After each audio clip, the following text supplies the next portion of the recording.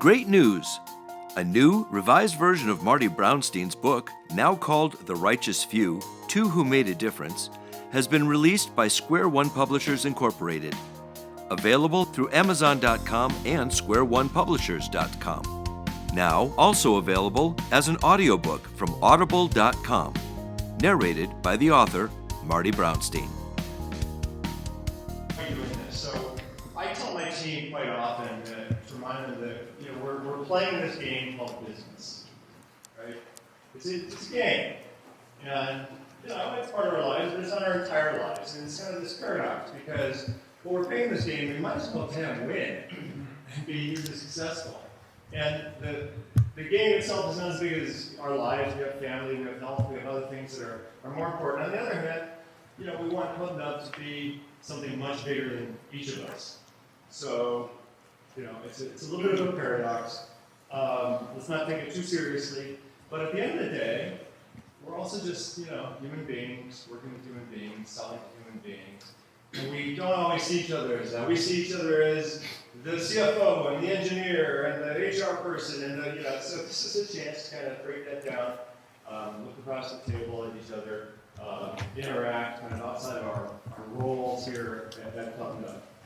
And I think that's what this morning will be about. I'm going to share one of my favorite quotes, and I'll hand it off to James. This comes from Marianne Williamson, who's a writer, who says, "Our deepest fear is not that we are inadequate. Our deepest fear is that we are powerful beyond measure. It is the light in utter darkness that most frightens us. Your playing small does not serve the world. There's nothing enlightened about shrinking so that other people won't feel insecure around you. We are all meant to shine as children. It's not just in some of us, it's in everyone. And as we let our own light shine, we unconsciously give other people permission to do the same. As we're liberated from our own fear, our presence automatically liberates others. So, show up as you like today. Bring your concerns, your fears, your excitement, and let's just have at it. So thank you very much.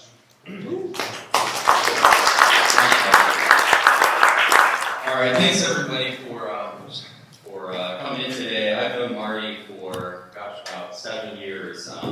Not kind of in the format and necessarily about what we're speaking about today, but Marty and I have worked with management coaching for a long time in my previous careers. We've done a lot of, Marty's got a great background in a professor and at St. Mary's, and he's led helped HR teams and organizations in performance management, executive coaching, all different types of things. And now we're kind of in a new journey here, and Marty and I's relationship has changed, and now we're friends a lot, and really, what's that? Oh, yeah. And so Marty has his kind of work and what he's been focused on has changed as of mine, so it's been really fun to see him over the last 7 years shift from kind of a corporate coaching kind of role into this really wonderful story that he's going to share today. So just a couple kind of introductory remarks here about Marty as well. So, this story he's going to share is a story of inspiration and values here. It's led by Marty, who wrote Two Among the Righteous Few, which is what you see up here. It's a story of courage in the Holocaust. The book came out in the fall of 2011, and since then, Marty's been sharing this special story in venues all over the nation and all over the world, really. Professional conferences and all sorts of other areas here in our area and beyond. As kind of I noted, this story is a lot different than what he's been doing for the past 25 years, where he's also kind of led the Practical Solutions Group, management consulting firm. In fact, through his work, he actually wrote 8 books, published 8 books, including Communication Effectively for Dummies, Coaching and Mentoring for Dummies, and Managing Team for Dummies. In his 9th book, which is the focus of today's presentation, as I mentioned, is quite different, quite special. Marty takes us back to his career as an educator, and will be teaching us a little bit of history about the Holocaust and his true and remarkable story, and has a really awesome, meaningful personal connection to which Marty will share. So thank you for attending this today. Marty's book will also be provided to you at the end of the presentation, and you can sign up for you also at the end of the program. So without further ado, please welcome Marty Brownstein.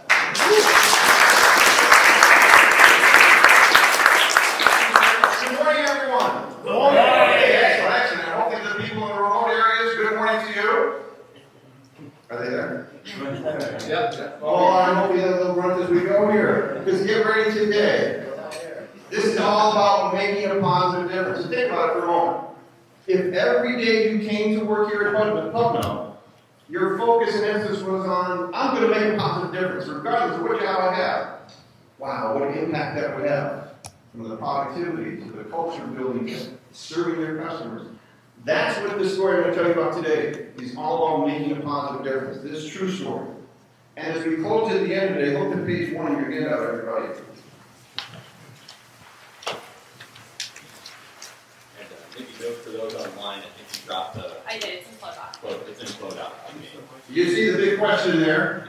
How do you make a positive difference? At the end of our session, we're going to be asking you to apply lessons from the story. We'll have some discussion in part 2 to that question below it. Specific action you can apply in your life today in this job. Let alone your personal life. Because this story I'm going to talk to you about, and that's why I'm going to spend the first hour or so giving you a storytelling presentation. A true story of people who cared and made a positive difference.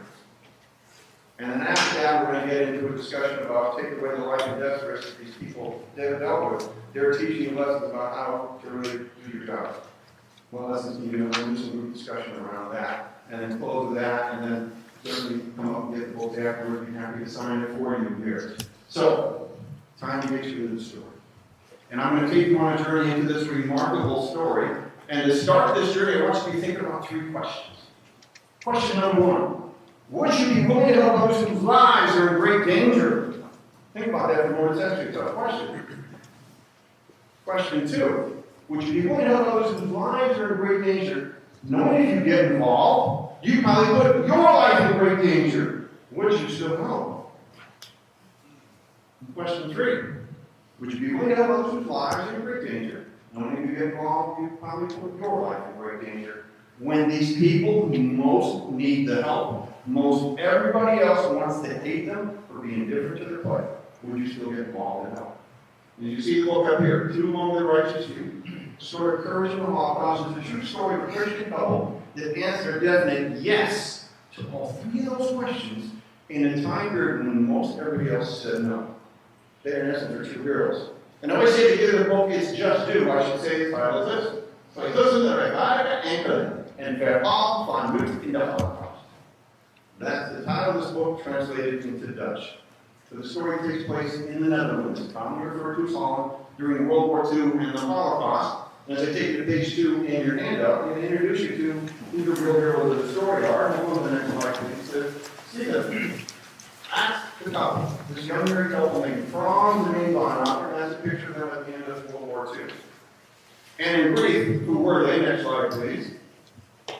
That's who they were. You see the top line? Nothing special about them. They were not college educated, had no great success in business or any other venture in life. In fact, if you went in the Netherlands today, traveled any major Dutch city, you went up to a Dutch citizen and said, please tell me about Franz and Bonhoeffer, here's what most would tell you. Oh, I don't know who they are. You see that second line? At one point in their lives, they will do something so extraordinary, it teaches us lessons for our lives today. And that's what's kept me going on the journey with the story. So the next slide to see the picture again. What I'm going to do in my storytelling presentation is, first I'm going to paint the historical picture in which the story takes place. Touch a little bit about World War II, and about the Holocaust, and about life in the Netherlands during World War II when it was under Nazi Germany occupation. The worst of all countries in Western Europe. Often Americans are not well aware of that. I'll paint that picture first. Because then when I talk about who they were and what they ended up doing this later, learn them from heroic honor, you're going to see how remarkable and unusual that was. And then the last thing that I'll cover, and you heard in the introduction, I also have a very meaningful personal connection to the story materials, but I always say that for last. Then we'll take a few minutes of your questions on the story before we get into our discussion about the lessons you can apply from it. But a quick pause before we get into it. This is actually a story I stumbled into by accident on a trip to the Netherlands with my wife in May of 2009. Then I was very active in the management consulting business that James said. And never would have expected I'd end up writing a book about this couple, let alone what's happened since the book came out. I am now into my 7th year of this unexpected journey of sharing the story in a wide variety of places, workplaces, professional conferences. I just got back from New York. I was there for a week, and I was talking in churches and synagogues and in a school, all sorts of social service organizations I never knew existed before, all sorts of places. In fact, today, this unexpected journey, much to my wife's chagrin, this is event number 590. And I'm in the first quarter of my 7th year. I never would expect this. And the only reason I keep going in audience, people say, thank you for this inspirational story. Thank you for this story that teaches us lessons for our lives. Keep going. Okay. And what's been interesting along the way, I've had supporters help me. I want to give a thank you today to help in organizing the event. My key people here, Christopher Tom, thank you very much for that.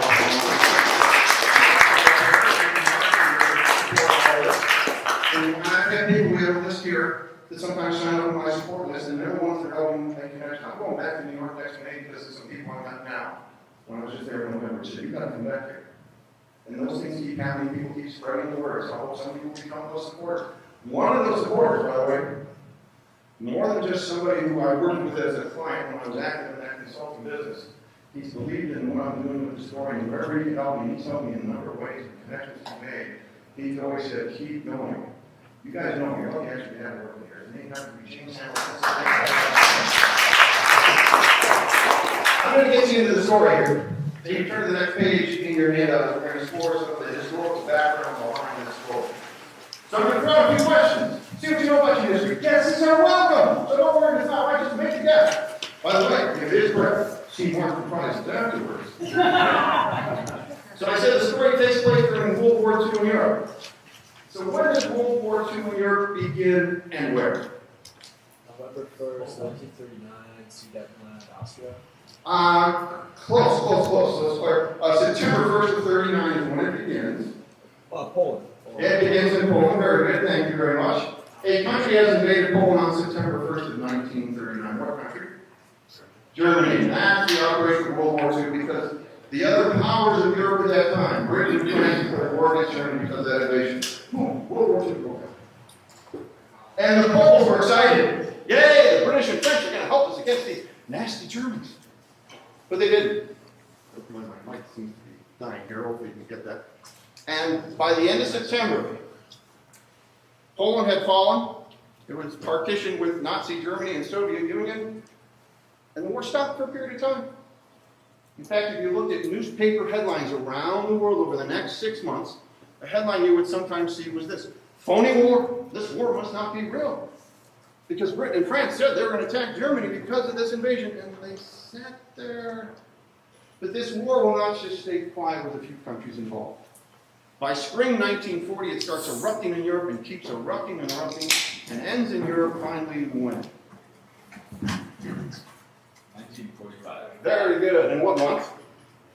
May. Very good. You had 1 of 12 to choose from. Very good. May of 45 it ends. And when Japan and Asia surrenders in August of 45, World War II is finally done. World War II, and it's still true today with all wars that came before it and all wars that have come since. This is the most destructive war in humankind's history by far. When it's finally over after 5+ miserable years, you had over 60 countries commit troops into this awful war, billions of dollars of property damage worldwide, and over 50 million people died worldwide in this awful war, the most by far ever. And one of the things that we saw in this war that we had not seen to the full extent prior, some, but not fully. Today, unfortunately, it's way too common. More than half of that 50 million people are going to be civilians. So it was not just soldiers dying at a high rate. By the way, let me give you one exception to that. This one particular country will commit lots of troops into this war. We'll have over 400,000 of its soldiers die. but will not have civilian casualties. What country? That's right. This wasn't fought on our soil. But that's not true if you lived on the continent of Europe. Every country in Europe over this 5+ year time period in the 1940s is going to be terribly impacted. For the average citizen of Europe, during this time period, your life was basically a nightmare trying to survive. And that's what brought me by Dr. Litt. You don't want to be there. Now, Holocaust, capital H, the event, also part of the background of this story. It actually began before World War II broke out in September of '39. Its beginnings start in 1933. In what country does it start in? Say again? Austria. You'll get there, but it doesn't start there. But very close. Germany is where it begins. And this is the starting point of the Holocaust in 1933. This part always frightens me when I explain it.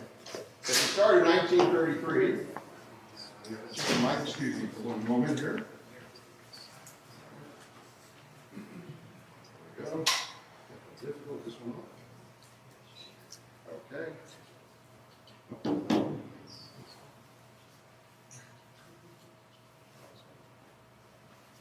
Time out here. Cameron, how's your mic working? This one? I think it's distortion and noise. I'm just using the shotgun, so you're fine. Because I could go without It's a mic. not my optimal setup. There's a lot of signals. There's a lot of Are signals. we on? Yeah. There we go. Are we on? There we go. All right. As I was saying, let's see, I gotta remember what I was saying there. So, we talked about 1933 is the beginning of the Holocaust, which we said starts in Germany. This is the beginning of it. At the start of 1933, Germany was actually a democracy. And through the democratic process, this man got appointed to the position of chancellor, like prime minister. And a short time after coming into that office, he creates excuses to throw democracy out the window in Germany. One-party dictatorship takes over the country, and the persecution that becomes part of the Holocaust begins right away. Who am I talking about? That's right, Adolf Hitler, yes. Very good. Well, the Holocaust will not just stay in Germany. Before the war breaks out in September of '39, it has now moved into Austria, and then into Czechoslovakia, and then when the war breaks out in Europe, it's going to cover the whole continent, go into North Africa, and finally end when? When does the Holocaust finally stop? 1945, right here, very good. And what month? May, very good. When World War II in Europe ended in May of '45, the Holocaust ended. Two separate events happening on simultaneous times. In one sentence, please define, what was this event we now refer to as the Holocaust? What was it? Genocide. In one word, not even hits it. And that word actually came into the English language, genocide, shortly after the war. And then when somebody created to define what this was, and there have been others with a little bit more in certainly sense. I'll give you a full sentence. The word genocide hits it right on the head. This was a nation-sponsored, systematic, and racist effort to persecute, isolate, and mass murder, genocide, millions of people on Adolf Hitler's list of so-called undesirable foreign carriers. When the Holocaust was finally over after 12 years, you had over 11 million people murdered in the Holocaust, on top of what was happening in the war itself. As I think most of you probably know, number one target list was whom? There are going to be 6 million of that 11 million plus. And you look at that number alone, which is more than 3/4 of the population of the Greater Bay Area today. If you go in Europe at the start of 1933, before this begins, that was nearly 2 out of every 3 European Jews that will not be alive by May of 1945. By the way, the other 5 million plus victims in the Holocaust, who were some of them? Gypsies. Gypsies, very good. Disabled, very good. Keep going. It was a big list. Say again. Gays, very good. Keep going. Communists. Communists. Roma means gypsy, the common name for that, yes. Communists. Anybody who spoke out, you were labeled a political dissident, you were a target. It was a big list. And people of Slavic heritage, which takes in a number of nationalities throughout Europe, non-Jewish Poles were the largest group out of that. 3 victims. Big list. Jews being the top target. If you're on that list during this time period, your life is more than just a nightmare. It's doomed, and in most cases, you won't know in time. You'll be captured and eventually murdered. But some people had this sense in the late 1930s, before the war broke out, the doom was coming. And a refugee crisis broke out in Europe. We hear about refugee crisis today. This is the big one that happened before it. And if you were one of those refugees who sensed the doom was coming, and you sought the help of any government during this time period, and there were many that could have helped. And here's a few that could have helped most of all. You might have heard of them. Canada, Britain, the United States. How many governments are willing to help these refugees in dire need? Say it again. That's right. We're not going to see much of governments throughout this whole time period. What you will see is only a handful of people throughout the whole continent of Europe, let alone the world, that will have the courage and compassion to say, this is wrong and I should try to help. This couple, Franz and Ming Weihnacher, were among those, unfortunately, too few that they carried.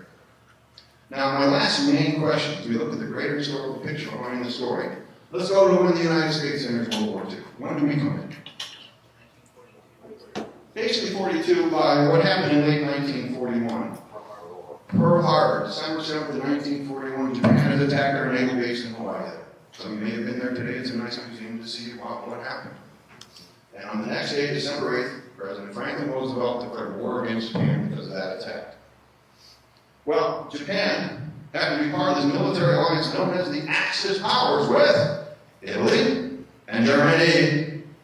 And once we declared war against Japan, Italy and Germany turned around and said, United States, we declared war against you then. The United States said, vice versa. We're finally going to enter World War II, and I take you back to Europe. Basically, the start of 1942. What's the situation of the war in Europe at this time? What's happened? Who's winning? Germany is winning. And they've actually had other allies join the Axis powers. In fact, how much are they winning? 8% of Europe? 85%? You're doing very well. You guys play Germany. What is your name, by the way? Adam. Get Adam on your team. Very good. That way. In fact, they are winning so much. How many countries in Europe are still standing trying to fight the Germans in their allies? How many left? That's one. And Great Britain, that's it. Mighty France, I don't know when the French lives. And they got attacked in May of 1940, they surrendered within 6 weeks. Don't know when the French did this. So, that's it, 2 are left. In fact, we'll go to the next slide to see the map of Europe at this point in time. And let me tell you what you're looking at here. A little bit more shaded in the south here are other countries that have joined the Axis power alliance. Hungary, Bulgaria, Romania, for instance.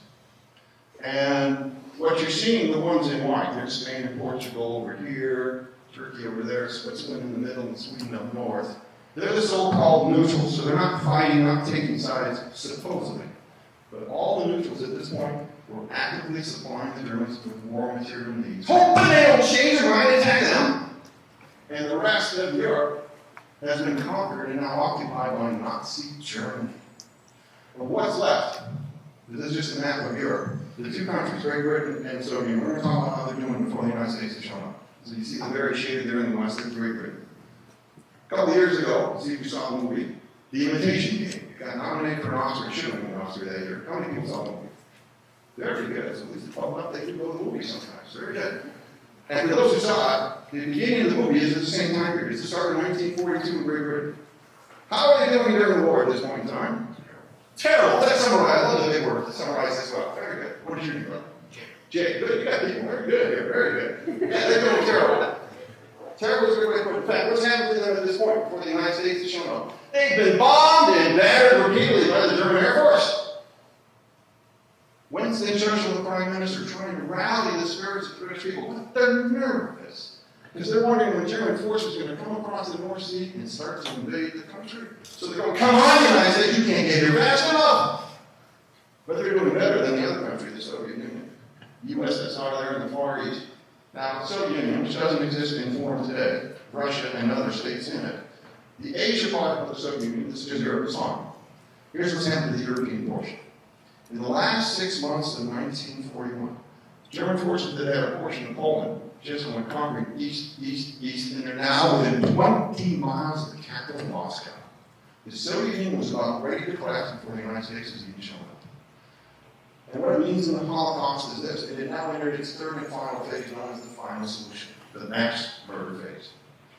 As German forces went conquering east from Poland, what came in behind them? Murder squads. 1.5 million people, primarily Jews, have been lined up and shot to death before the United States has shown up. What summarizes what this time period was all about, go to the next slide, please, is this. And you see parallels in the news today. When hate leads, what groups do, death and destruction follows. But among the many factors that made the Holocaust as horrific as it was, is that other word, indifference. Now, I take this into school. Sometimes we found some progressive teachers where the students actually read the book before I come out. I lead discussion. I don't do this presentation, and that's high educational impact. And we make sure they learn this word indifference. Because the students are talking about middle school, high school, we even do college class. They're what you call teenagers. How many people have a teenager in their family? Yeah, good luck to you. Yeah. And that's where indifference starts in people's lives if they get it. It's not that it's a disease or anything, but it's kind of an attitude that affects people starting in their teen years. Unfortunately, it carries into adulthood for far too many. What's the word indifference mean? Apathy. No feelings and even stronger. No action. You have to go with the no action. It's because you simply do not care. You do not care. That's what made the Holocaust among many factors in the most direct. So many people would not care. Franz and Bonhoeffer, they cared. You already started with the big enough lessons you can get from this story here. I'll take you into their country. Now, go to the next slide. I'll take you to the Netherlands here. And this is then we'll go into page 4 in your handout here. Is when we talk about what's going on in the Netherlands during World War II. Well, this country, area-wise, is not big. How many people travel in the Netherlands here? All right, you can now. And you see, I don't know if you have a flash here. See the Amsterdam, the major city in the west, and south of that is Rotterdam, and they go to the big cities in the west. For those who travel, we see they go to the Netherlands. How many got past Amsterdam? Great. So you got those parts, and it covers all of Amsterdam, it's the same size and vitality of San Francisco. Great city to visit. I've been there now 4 times myself. But it's not representative of the whole country. So later, for those who've been there, I'm going to go to you for geography assistance about the Netherlands. So stay tuned for later on. Well, when the war broke out in September of 1939, the Dutch government said, oh, we're going to be neutral. Let the big boys fight it out. Leave us out of this. They were neutral during World War I, and they were left out. Hoping for the same. And they're a very densely populated country. There's 9 million people living there just prior to World War II. Today, it is the most densely populated country in Europe, nearly 17 million. And to the south of the Netherlands, this country is also smaller in area, but densely populated. We said, yeah, we want to be neutral too. Belgium. But that's not going to be the choice. There's a major country in the eastern border. You just mean this liberal, but it's called Germany. And they were making the choice of who are going to leave neutral for now and who not. It is now spring 1940. The Germans are on their major offensive in northern and western Europe, the other parts that comes soon after. And Poland was on the list. And the wee hours of May 10th, 1940, German forces come over the eastern border and they start attacking. The Dutch had the sense that neutrality wasn't going to be lasting, but they never got anything really coordinated with Britain and France, who come under attack anyway. They can't do a whole lot to help. So Little Holland, pretty much on its own, even though they put up a good fight. They'll end up surrendering. France about 6 weeks. Holland, they'll surrender less than 1 week. Interesting online journey with this. And I'm probably using just here in the Bay Area, but I even had it when I've gone to a few other cities. I've occasionally had people in my audience who were children in the Netherlands at that time. They might have been 3, 4, 5, 6 years old, but they remember. So they often yell before you finish making a statement or the question, go, "Five!" They remember like it was just yesterday.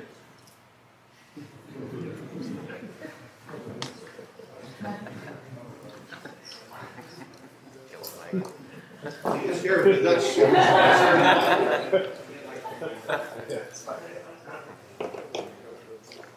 Let's try this one. All right, we're back. All right, we're good. I think we are. Okay. Be careful when George is driving with you, too. All right, so what's happening during the course of the week is the Dutch were putting up a pretty good fight. Is the German commanders turned to the Dutch government and said, because they didn't expect to get any fight, so they didn't like it. And the Dutch are trying to fight hard with what they can do. So the German commanders turned to the Dutch government and said, ultimatum, here's your choice. You either surrender now or we're going to start bombing. And we're going to go after your major commercial port city of Rotterdam first. And you see Rotterdam is just due south of France today. We're going to hit that one first. So what are you going to do? So the Prime Minister, consultation with his cabinet, and with the Queen, like Great Britain, they have loyalty to Queen Wilhelmina.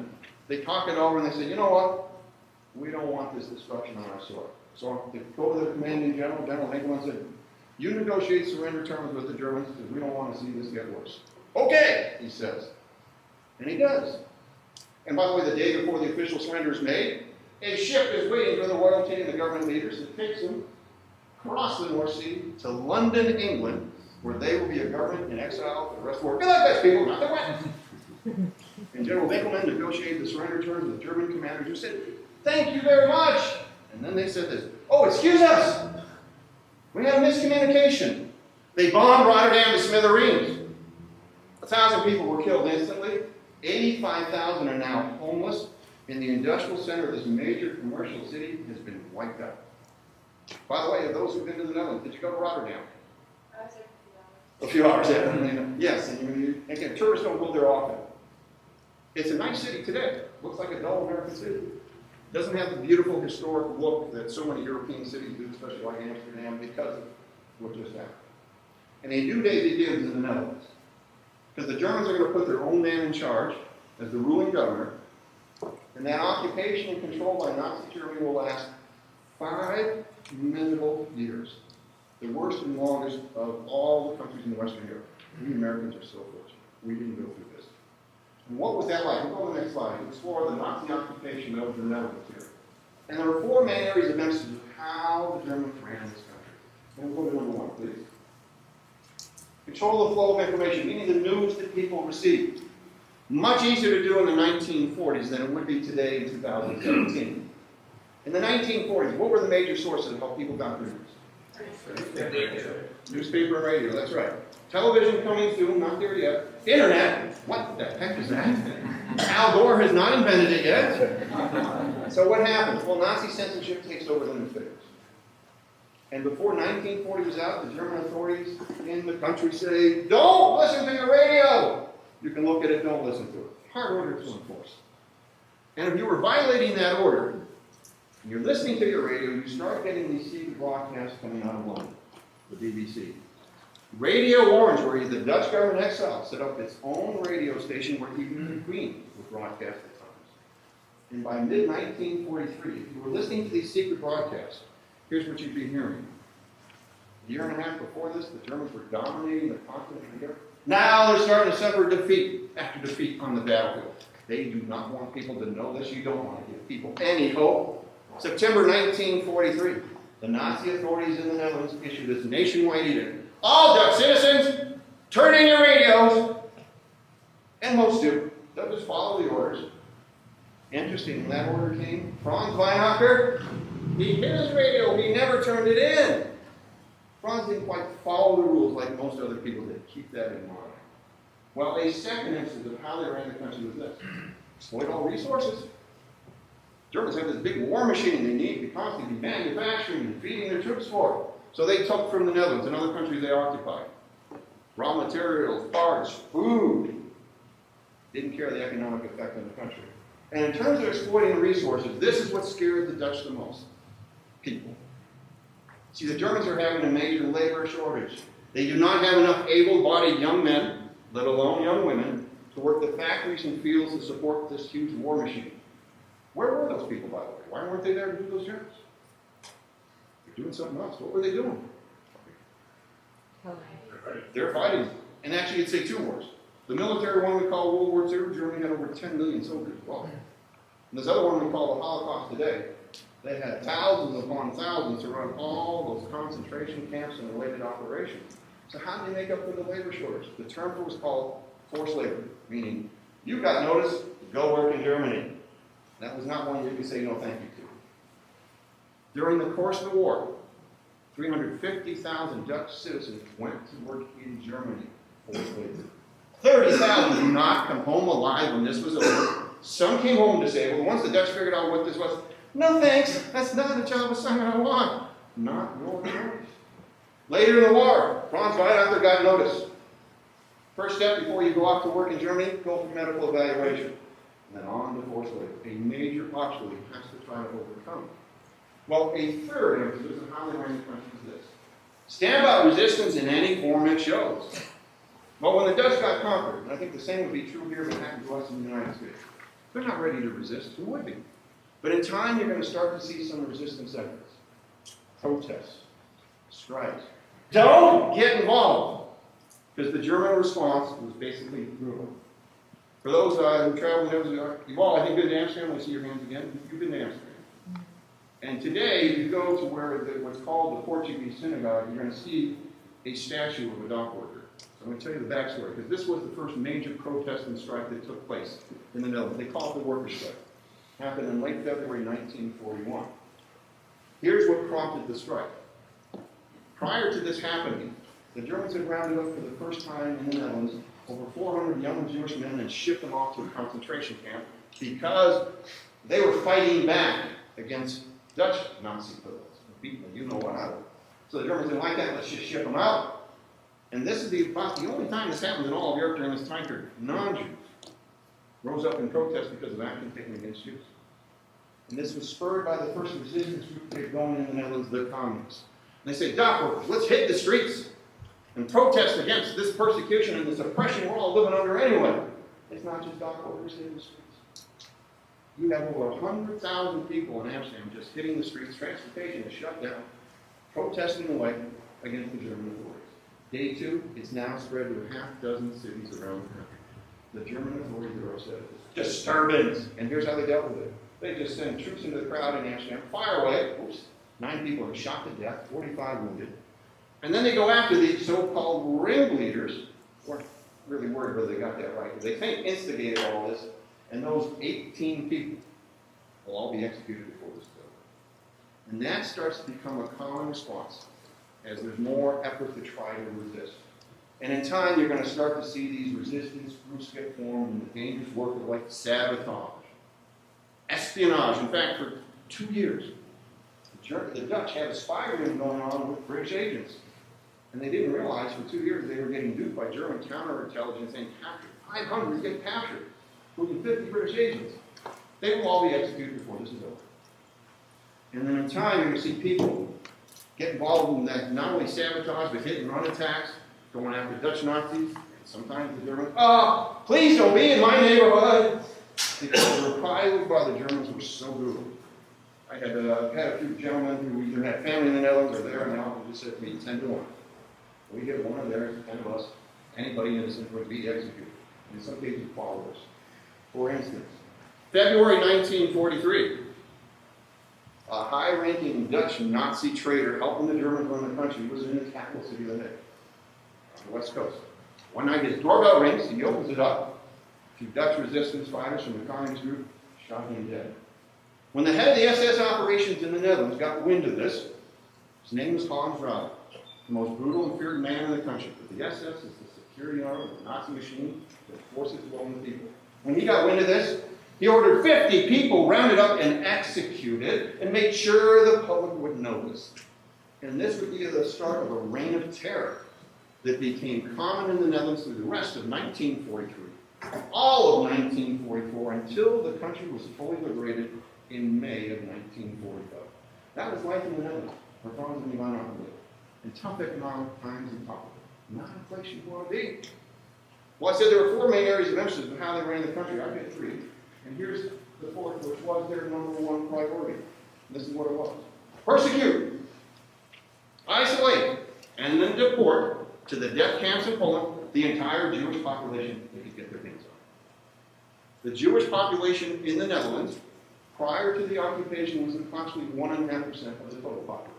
It doesn't happen all at once. It just kind of builds up over time. And before 1940 was out, the early edicts targeting Jews began. Here was one of the early ones. All Jews in the Netherlands, you work in civil service jobs, government positions, or university positions like professors, you're now out of a job because you're a Jew.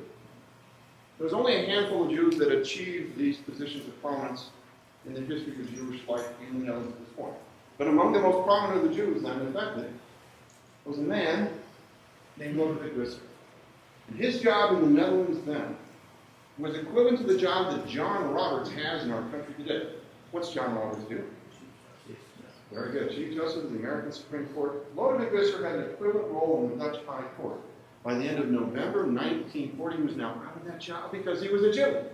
And his fellow justices, in response, said, that's correct, that's what they said. Nothing. Germans say, green light, great. They're not going to care what we do. Let's continue. And they do. And throughout all of 1941, edict after edict keeps coming out, targeting the Jewish population, that by the end of the year, here's the effect. The Jewish population now has been isolated and removed from the non-Jewish population. Going to school with non-Jews, can't do it. Want to go to university? Jews not allowed. Working with non-Jews, you're now out of a job. You own your own business, it's been taken away. You want to go out and enjoy social recreational activities like anybody else? Jews are now prohibited. And by the start of 1942, a shift is going on in the country. If you weren't already living in the major city of Amsterdam, over half the Jewish population is. But if you're living in other parts of the country, you're now being moved out of your home and placed into Amsterdam with the ghettos. And then by May of 1942, you go out in public as a Jew. You have to wear this yellow badge humiliation on your clothes that says, "We leader of Jew." And by July 1942, the trains were cranking. And they're taking the Jewish population bit by bit from Amsterdam and shipping them off to the death camps in Poland, primarily Sobibor and Auschwitz. Well, the Nazis were masters of propaganda. So the message they told the whole population, Jewish and non-Jewish alike, was this: we're sending the Jews to work camps in Germany. False. And to reinforce that propaganda, some of the early arrivals to the death camps, if they survived the train ride getting there, when they got off, they had postcards filled out for them. All you had to do was sign your name. And this, in effect, was the message on the postcards. Dear friends and family, life at the camp, it's not so bad. Sure, you gotta work, that's not bad. Food's decent. We look forward to seeing you soon. And that goes back to the people waiting anxiously in Amsterdam. I guess I don't need to worry after all. And this is just going to continue and continue and continue. By the end of September 1943, the entire Jewish population, the Nazi authorities could get their hands on them, had been deported. But the German authorities hadn't said anything. I don't think we've got them all. And if you were a Jew in the Netherlands during this time, and you had any sense, many have no idea. They're captured, they're deported. But some sense the best thing, it's coming, doom is coming. Go into hiding! That's your best hope. Go into hiding. But you're going to need help. Would anybody help? The answer to that question is, not many. Take a guess what most of the Dutch population is doing during this period of oppression and brutality. What are most trying to do?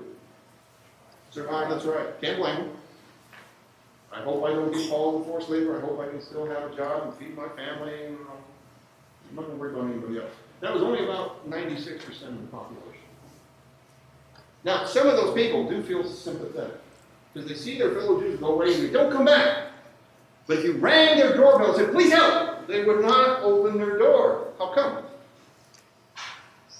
They were scared, very scared. What are they afraid of? If you get involved and help hide people the Nazi authorities after, especially Jews, and they find out, guess where you get to go? You get to go, and they don't call it a summer camp. You're going to concentration camps too, where death awaits you sooner or later. In Poland, more commonly, you got executed on the spot. They hung you up in the street. Sorry, fear's going to keep those who even thought of helping out. Among the Dutch who played an active role in this war, a little over 2% of the population, you can put them in two groups. And you see my hands here. The one on the right means that's less in number than the one on the left. The one on the right, resistance, so I'll save them for last. The one on the left, the sympathizers and collaborators of the Nazis. What often gets overlooked is Adolf Hitler and his Nazi party, when conquering throughout all of Europe, they had a lot of help in every country they went into from the local population, including the Netherlands. Prior to the war starting by 1940 in the Netherlands, there were already these little fascist or Nazi parties springing up in Europe, including in the Netherlands. By the way, there was one here in the United States as well. And their party was known by its initials of NSB. Well, the Dutch don't like extremists, right-wingers or left-wingers. And they ignored these, as they were referred to as the NSBers, as just extremist idiots. And prior to the war, you could ignore them. A few thousand most, pretty harmless, no big deal.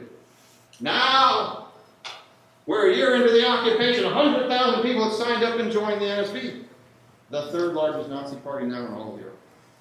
Why were they joining? They want to be on the winning team. The Germans are dominating, you got good jobs, and for those who've been in the Netherlands, you know this is important to the Dutch. You get to keep your bicycle. You don't have to worry about going to forced labor. You're going to eat a lot better, where the rest of the population had to live by these strict ration cards. Good opportunity. Qualified didn't matter. Loyal, good enough. So, great opportunity. And by the way, you want to make some extra money during these hard times? Well, they know they didn't get all the Jews. Just report suspicions. And sure enough, your suspicions are correct. They find out those people are hiding Jews and they get you all shipped away. They paid you money for it, a bounty. Great way to make extra money during these hard times. A lot of people will do that. This was what this was like. You often had to worry as much about your fellow Dutch as you did about the German country. Well, I said this other group, a little less in number, resistance. I get ready for people who travel to other parts of the Netherlands beyond Amsterdam. I'm going to ask you for some geography assistance here in a moment. But here's what's happening. In time, you get about a half dozen core resistance groups formed in the dangerous work of sabotage and hitting around attacks. Please don't be in my neighborhood. It was tough for these groups. Because throughout the war, for most of it, they operated independently from one another, not united. None of them ever had the firepower or manpower to deal with the Germans well. And here was the other problem for those resistance group people. Unlike other parts of Europe, like Eastern Europe, you did a hit and run attack, you ran deep into the forest. They can't find you there. Up into the mountain ranges. They can't find you there. In the Netherlands, for those who've been there before, raise your hands. You got past Amsterdam. Let me see those hands. All right. How many big mountain ranges and deep forests did you find in the country? That's right. It's a pretty flat country. Little hilly in the south. Great for bikes. They're the number one bike riding country in the world. Bike paths everywhere. Watch out for the bikers, more than the cars in the cities, too. And so what was happening? By the way, the other part that this country had a lot of, water. The Dutch are the best water civil engineers in the world. Otherwise, half the country would be flooded. They have figured out how to control that. When we had Hurricane Katrina in our country, back in New Orleans there, over 10 years ago, who came in afterwards to consult on how to get control of this? Dutch water civil engineers. They know. So if you're in these dangerous resistance groups, your best bet, if you can hold your breath underwater a long time, you'll do just fine. So what's starting to happen to them? They're getting captured, arrested, imprisoned, deported to concentration camps, executed. Many of them had to go into hiding. Very dangerous work. Of all the resistance groups in the Netherlands, the one that became the largest and most effective was known by its initials, LO. Again, this is the Dutch Nazis. Let me define LO to you. Its full name in Dutch, Landelijke Organisatie voor Hulp Onderdukers. English translation, the National Organization for Helping People in Ireland. That was their whole focus. Help hide people from the German authorities. Little side note to this. So unusual for the time period of the 1940s. One of the founders and leaders of the LO was a woman. Second side note to that. Later in the war, she got betrayed, captured, deported to a concentration camp in Germany, where she will die before the war is over. Very dangerous work. By the time the LO got going and really had a nice network operating around the country, it was mid-1943. Too late to help many of the Jews. In fact, about the 300,000 people, so they're quite effective, they ended up helping hide from the authorities. About 25,000 of those were Jews, so less than 10%. But here's the problem with them. They were the number one target. And over a third of them will get caught and deported. So those non-Jews, willing to get involved in this risky, dangerous business of trying to help hide people from the German authorities, you had far more non-Jews willing to help hide non-Jews. Trying to help hide a Jew. I don't know if I want to go that far. Bronze and Bonhoeffer, they went that far. Now I'm going to tell you about them. I'm going to start with, go to the next slide and give you the big picture first, and you can look at page 5 as we discuss this. I want you to understand the meaning of the title of the book, Who Among the Righteous Few, A Story of Courage in the Holocaust. And the key word in the title is the word righteous. And it comes from a place called, next slide please, Yad Vashem. How many people have heard of the place? Yay, very good. So 2 questions with that. You see them on this page as well. This will go to the top. What is it and where is it located? That's it. It's in Jerusalem, Israel. And what is it? Very good. So it's a museum. I've been there 3 times myself over the years. And this was the first of its kind when it was formed in 1953 as a Holocaust Memorial Museum. Hundreds around the world today, so it's not an unusual thing. But this is still the most prominent of the many, and there's lots in the United States. Many that exist around the world today. Well, this museum, and what strikes me about it too, is not only very educational, very moving about the Holocaust. If you've been there, you know. But it's always what struck me is who visits. When I was there last, my 3rd time, May of 2016, it was so darn crowded, and that's not unusual. It's people from around the world visiting this museum every day, not just people visiting Israel. One of the functions of the museum, and in the big exhibit they have one section that deals with it, and it's called, next slide please, Righteous Among the Nations. And that's where the word righteous comes from in the book title. And this is actually an honor. This is an honor that goes to the non-Jews who, during the course of the Holocaust, risked their own lives to try to help save the lives of Jews. You know what the title of the book is? 2 Among the Righteous Few, not 2 Among the Righteous Many. There was not a lot who did this. One that many of you may be well aware of. This is the most prominent name among the righteous, and the movies helped that as well. In 1993, this movie won the Academy Award, directed by Steven Spielberg, called Schindler's List. Yes, in honor of Oscar Schindler. That's a very heroic honor. Well, as we go to the next slide here, Franz and Hermine Weinacher are 2 Oscar Schindlers as well. And what you see in this museum on the outside, don't walk the grounds. Because people have gotten that honor, righteous among the nations, and they refer to it as the Adam of the righteous. You're going to see flags and trees by that for. I know what this meant when I stumbled into the story by accident. You don't get that for just showing up. Something heroic must have happened here. And her full name, the wife Hermine, Hermine for short, but she wasn't. She's the Dutch name. When this came in their lives, that they got this honor, it was late 1983. Unfortunately, me, the wife had already passed away. She died in 1980, never knew about it. But Franz, the husband, was still alive and received the honor. And he lives to 1994, almost the age of 86. So I take you to the next page, page 6 in your handout. And we'll go to the next slide. We're going to explore who they were and what they ended up doing in the later times of this heroic honor. We'll take you to the next slide, please. And we're back into the others where they lived. You see that red arrow in southeastern Netherlands. That's pointing to where they lived. Their area was basically countryside. Their little town was called Dieden, in an area of little towns. Where most of the rest of the country is cities, large and small. And life for them in this area basically was 3 things, which was typical of most people in the area. Here's what was important in life. Number 1, raise the family. That was important to them. In fact, by the end of 1942, they already had 4 small children under the age of 5. Any parents in there? Yeah, that thought would make you cringe, right? But hey, they wanted a big family, and they hoped they were going to get more kids too. Also, number 2, what was important in their lives? Work hard. And they lived the traditional roles of the time period of the 1940s. Being as a woman, you're supposed to run the household. Oh, she did. Franz, as the husband, you go work and support your family. He was a semi-skilled laborer. He worked at the town over from Dieden at a grain mill. They got by. They were not well off. In fact, most people in the area were not well off. But they were okay. They could feed their family. And the last thing that was important for them in this area, be good Catholics. In other parts of the country, be good Protestants. In those days of the 1940s, throughout Europe, very different today, especially in Western Europe, the role of the church, regardless of what Christian faith you were, Protestant or Catholic, like, very influential in your life. And as a result of that, who's the number 1 authority figure in their whole area? The local parish priest.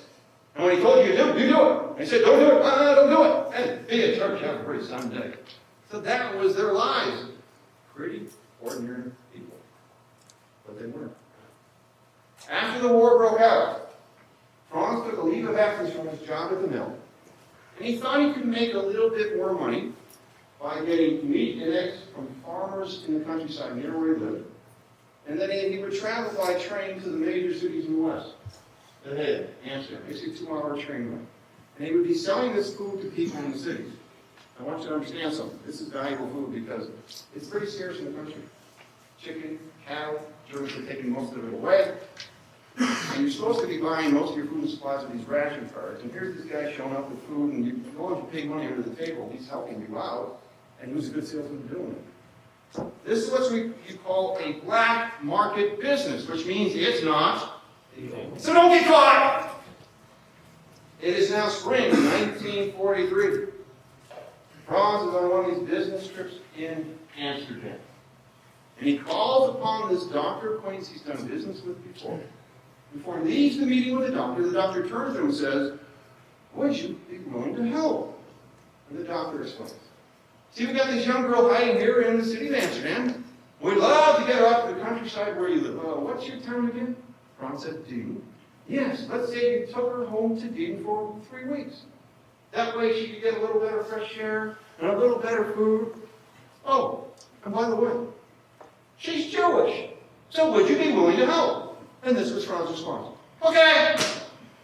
Not exactly knowing what he's getting into, but he's a helpful guy and you've asked for help for sure. So he's going to meet this young girl before the night is out. And he only knows her by her false Dutch name. I'll even write it up here. Rachel.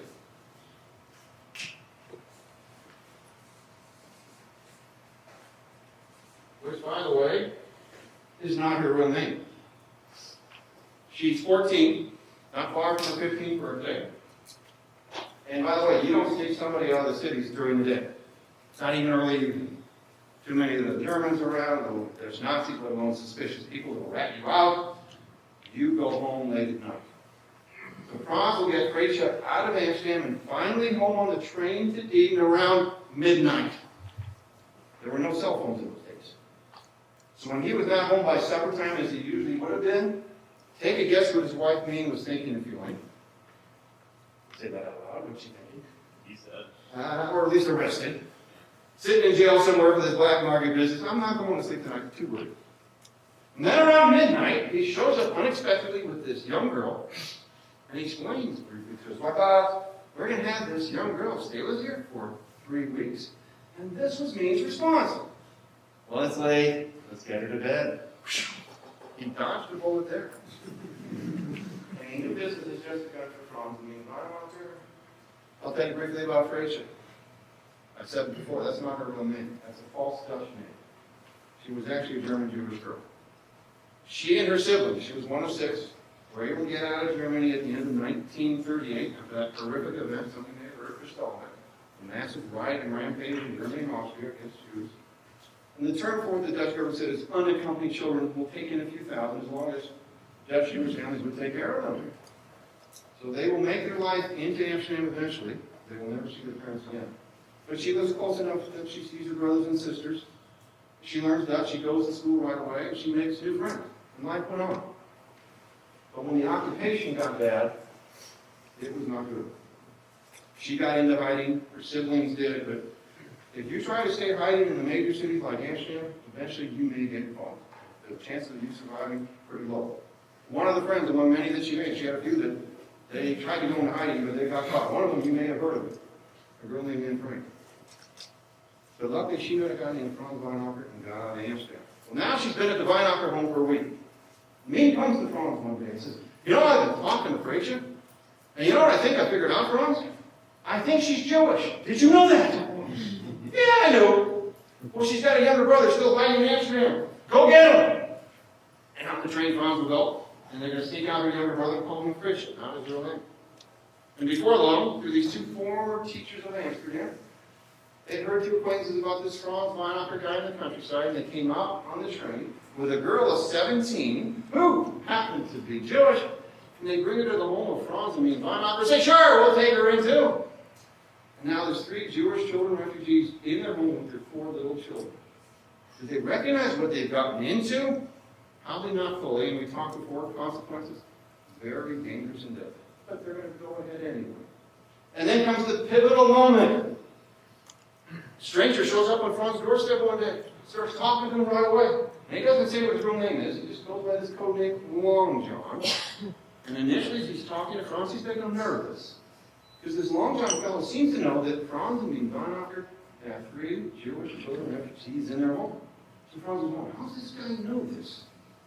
Is he a spy? Is he with the police to arrest me?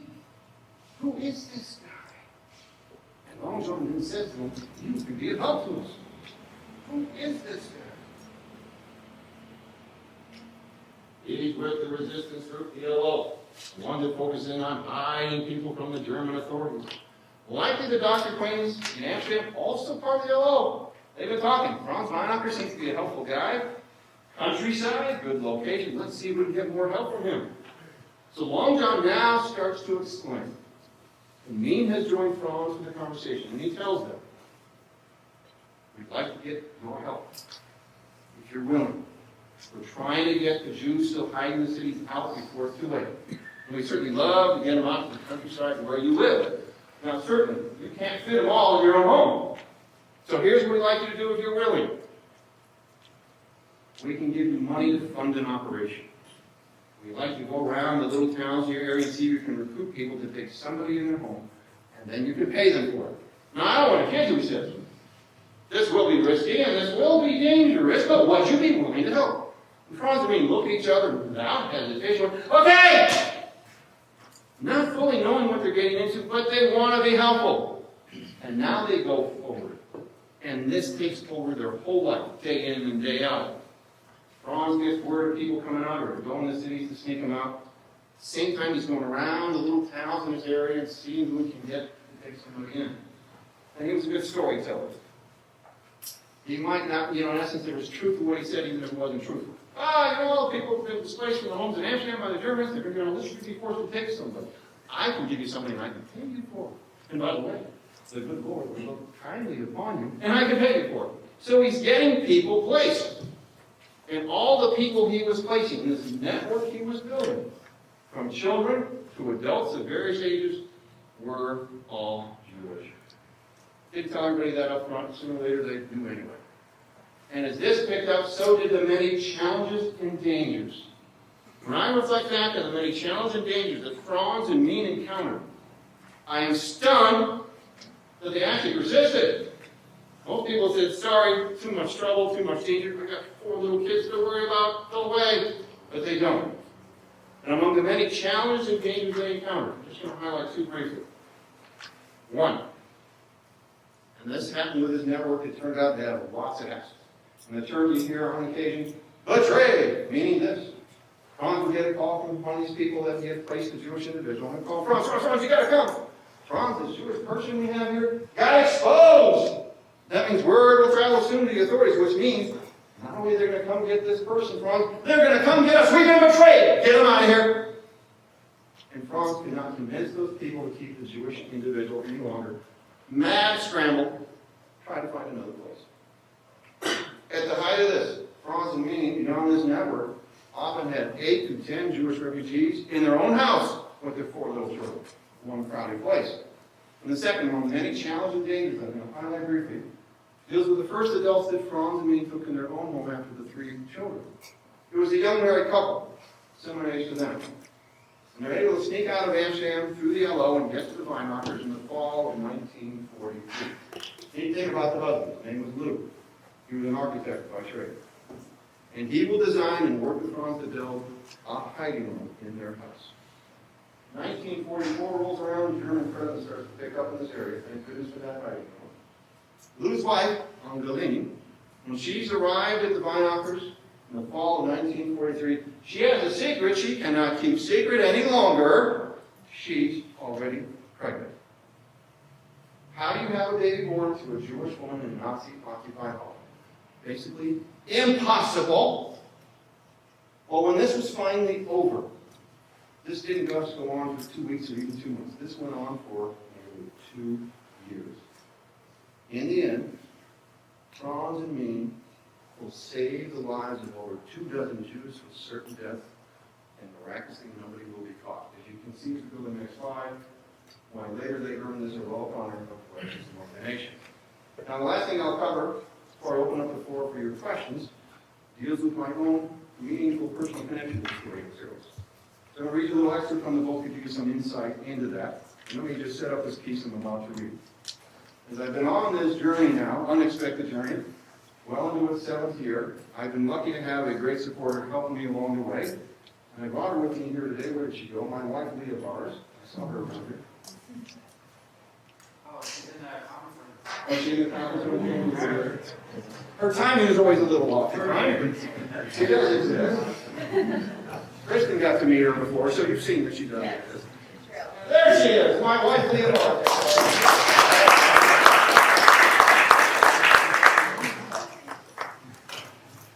All right, well, it turns out my wife, Leah, and her family are actually immigrants from the Netherlands themselves. They moved to the United States when she was in the 8th grade, near 14 years old, to a place called Los Angeles.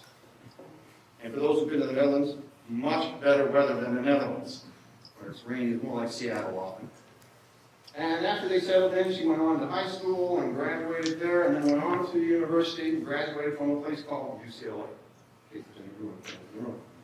And then she started a career in Los Angeles for a few years as a teacher.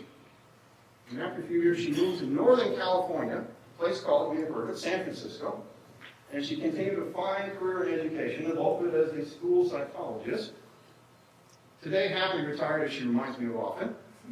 And she raised 2 daughters along the way who are doing fine in their lives. Later in life, by the way, she picked me up. And it's now been over 10.5 years, which she tells me all the time, and I believe what I'm told, you have to do what you're told here, that I'm happily married. We have wedded bliss, I'll try that one. Very good. So I believe what she tells me. It is now May 2009. And at that point in my wife Leah's life, it has been 25 years since she was last back to her original hometown. And there's nobody left that she knows, friends and family anymore, but a burning desire to go back to her original country and see places she didn't get to see as a kid. And at this point, I had never been at all. So we went for a special trip in May of 2009 for 6 weeks. Rattled around the country, having a wonderful time.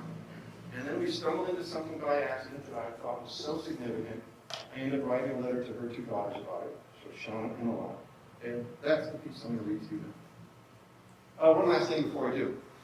If you knew my wife as a child in the Netherlands, less would you know her by her name Leah, and much more by her Dutch nickname Ineke. So please keep that in mind. Chapter 1, Historic Moment. Dear Shoshana and Alana, today is Tuesday, May 26, 2009. I am writing to share more than just travel stories from a wonderful journey your mom and I are having. I want to document something to you that I hope you'll find of much value for your own family history. Well, I know some of the history, and you probably do too. Coming in contact with the reality of it merges mind and heart into something of great significance. I will explain shortly. Being in the Netherlands, much more than in the United States. I was reminded of World War II and the Holocaust as well. When we started our trip in Amsterdam, we visited the Anne Frank House. It is a wonderful educational museum. Last Friday, we visited the museum inside of Camp Westerbork. Before World War II, there were 140,000 Jews who lived in the Netherlands. Over 75% perished during the Holocaust. Westerbork was the deportation center the Nazis used to ship the Dutch Jews off to the death camps in Poland. We arrived last evening in the city of Eindhoven in the south of the country. Of the places your mom's family lived prior to immigrating to the U.S., Eindhoven was where they were the longest. Before arriving there yesterday, we stopped in an old town named Ravenstein. It is the big, small town in an area of villages in a southern section of the country. It is also near where your grandparents were hidden during the war. As we stop and walk around the charming 1600s historic downtown of Ravenstein, all 2 blocks of it, we spot a tourist information office. We go in and your mom asks the staff members about the location of, next slide please, about the location of an old church, this is a big old vacant church, in the nearby small town of Dieden, and of the home that once belonged to a Franz Weinacher is still next to it. For the older folks of this area, which the 3 office people on hand were, the name Franz Weinacher is a notable one. They tell your mom not only how to get to this church, but also that one of the Weinacher's sons still lives in that particular house. So off we go down the road to Dieden. About 10 minutes later, we find the church in question. We park our car there and walk over to the house next door. As we walk up the driveway, we see a few people sitting at a table in the front yard on this warm day, and we see, next slide please, and we see the word Shalom written on the front side of the house, probably a foot in size. Your mom boldly walks up to the gentleman sitting there and says in Dutch, Hello, I'm Inaka Bars. A roar goes up along with a warm handshake. This man and his wife sitting with him know who Inaka Bars is and much more of the significance related to her. In the next few minutes, the dust starts flying and the phone calls start happening. Within 10 minutes, his youngest sibling, Irene, drives over and joins in the lively discussion, which, by the way, was all in Dutch, so I could only watch.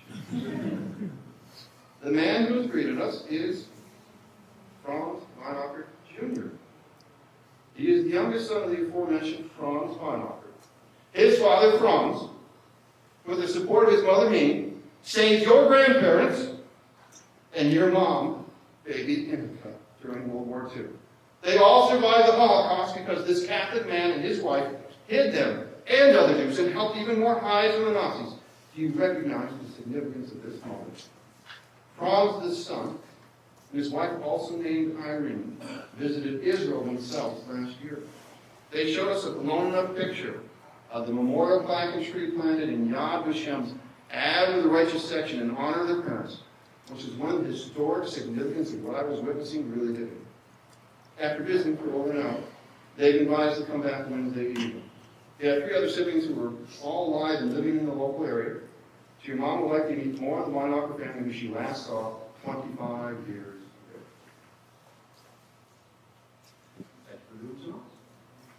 And I'll take a few minutes here, and so if you wanted to applaud, yes, that's okay. So I'd like to go through the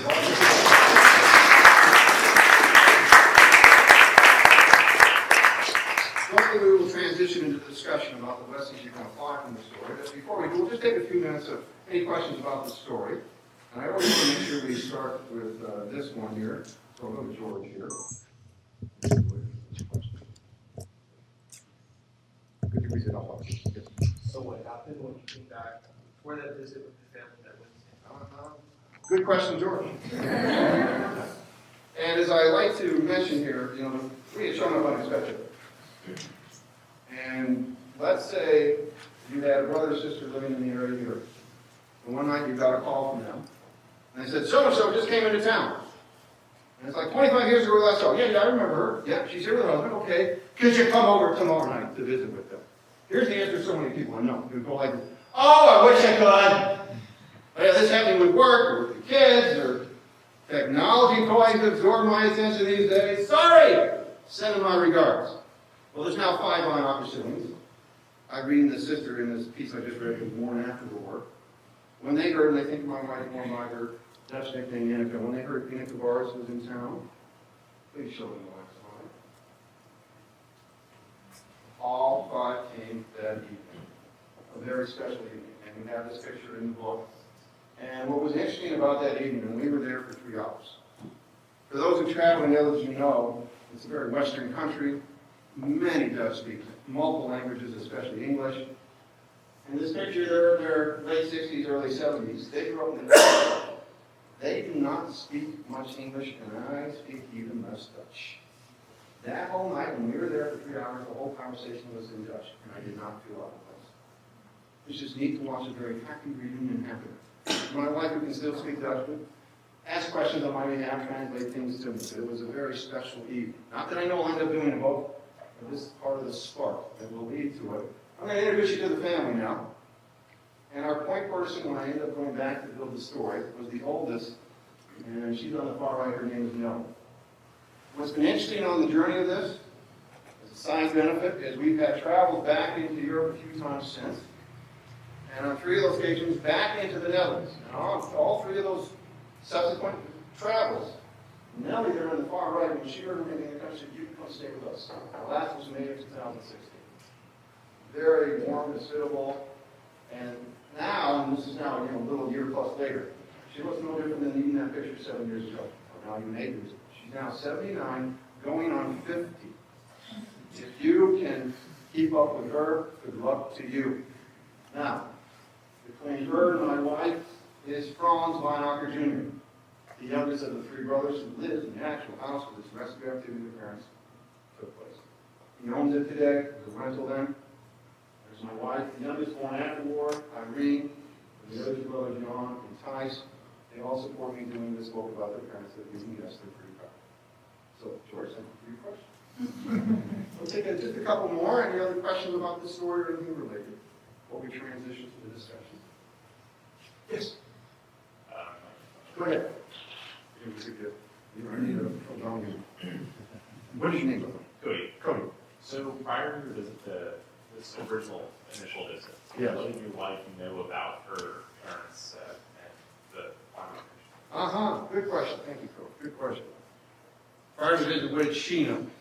And we're going to touch upon it even more later, so I'm going to answer you short here. But she knew about her parents and all they went through there, in terms of the Holocaust of the world. That she's the daughter of Holocaust survivors, which has had a big impact on her life, not an easy thing to go through. And she knew about the Bonhoeffers. What she didn't know in this accidental visit that leads to me uncovering this is all that went into their whole rescue effort. That's been kind of the interesting discovery. Good question. Thank you. Any other questions before we transition to our discussion? Oh, so we'll go over here. Oh, I was wondering if there were any reprisals against the NSBers after the war. Great question. Just a small number. Some will get arrested. They'll parade a few around as look at them. They were shameful people. For the most part, the head of the NSB put on trial. Anton Mussolini. He got put on trial and executed. For the most part, after about a year, it just died off and they ignored him and people went on with their lives. There were some that were very resentful. They never did anything to hold that person accountable, that traitor. The life went on. The Dutch were just trying to get their lives back together after the war, which took, and this was true throughout Europe, it took 10 to 15 years for that country to fully recover and be vibrant. It wasn't an easy. Great question. Martin? Oh, I was wondering about the family network of those that were saved. Is the communication still Not anymore. In terms of the people that were helping in the network, they may have some connection. They didn't talk much about that when we go back to do more exploration. And as far as Nellie knew, the people that they helped and saved, most are not alive anymore. One is that they have maintained contact. Because others, they said, we've lost contact anyway. Most, as we think, passed away. But one is still alive. Preaching. The very first person they took him out. Yeah, this wonderful, wonderful lady. One of the pictures we have in the book is a picture of her present day. There's a lot of serendipity that goes into this story. Me discovering the story too. When we later go back, and I do follow-up interviews with Nellie here, it's now April of 2010, and she gave us Rachel's address, not her own name. Her own name is Sheila Schwartz today. That was a false name anyway. And she said, that's what, see your question. We don't know anybody, but we wonder, they think we're more by that name, Freyja. Freyja, here's her address. Freyja happens to live, Shula, Haifa, Israel. Right after that phone call, this was early April 2010, we already had a trip set to go to Israel. In late April 2010, we met Sheila Schwartz in person in Haifa, Israel. What a wonderful lady. She had memories. Reinhard were little children. She's a teenager through this period. She had never fully talked about it. And we were supposed to spend one evening, took her out for dinner. We spent 3 days with her. She wouldn't let us go. And we didn't want to go. This is a very special lady. We've had neat, prior to us going back, and that was our last trip in 2016, earlier in that month. We also went into Israel. For her then 88th birthday, now she's 89, we got to hand Sheila Schwartz her birthday card. So this lady who's had a wonderful life, now 90, 89, and she's had a nice marriage, 50 years. Husband, of course, passed away. 3 children, 13 grandchildren, and 3 great-grandchildren. Thank God she met a couple of named Frozen ones. What a wonderful lady she is. I will take one of them. Thank you for that. Any other final questions before we move into the discussion, please? One more, yes. You probably know that movie from Verhoeven movie, The Black Book. Yes. So one thing about that movie I found very interesting, I don't know if I want to confirm it's true or not. My understanding is that the Dutch they left it, once the war was over, they left the Nazis alone. The Germans went back home. Yes. But they were very mean, very Not pleased about the Germans. They're more they're less pleased with the NSBers than the Germans. Is this correct? Is it your understanding? Oh, less pleased with the NSBers than the Germans? Yeah, they really went after the NSBers and they let the Germans go. And from my knowledge and study of it, only a handful of NSBers faced much consequence, and it was mainly just They for cut the woman's hair, stuff They like did. That was the mentioned earlier, and I'll get more specifics. What you're saying is true. Yeah. As part of the so-called a little public humiliation, any of those women that would cozy up with the German soldiers, they love those uniforms. They created a few of them around. Again, these were all more one-time occurrences. Just to, look at these people, what they did, collaborating with the Germans, NSBers. Not many faced, hard time, maybe a year or two in jail. Of any of them, only a few at the top level faced severe consequences. Life went on. To the earlier point you were saying, thank you for raising it, in terms of their view about Germans. Yeah, they don't have a strong affection. Because they suffered so much during the period. They even covered the Hunger Winter, the last winter of the war, over 15,000 Dutch starved to death because of what the Germans did. So it's better today, 2017, because you get tourists from all over the world coming there, and Germany's right next door. But there's an old joke in the Netherlands that probably was true for many years. If a tourist comes and asks you for directions, you help them out. If a German tourist comes, you give them the wrong direction. So yeah, some of that sentiment may still be there for the local population. Thank you for your great question. Now, what I want you to do is turn to page 7 here. And we're going to soon transition into the discussion. And Krista, you can tell me, you have people in the groups that you want? Yeah, there's I don't know, we pass the sheet around. When you're ready. Yeah, well, in fact, you can do it now. If you want to move them into the groups. Sure, yeah. Did you guys all see the sheet with the groups and did it look? Okay, there's a sheet with group numbers, we'll find them, but maybe let's do groups 1 and 2 in the back like tables. Remember, the new revised version of the book, The Righteous Few, Two Who Made a Difference, is available at squareonepublishers.com and amazon.com. The audio version, narrated by the author, Marty Brownstein, is available from audible.com.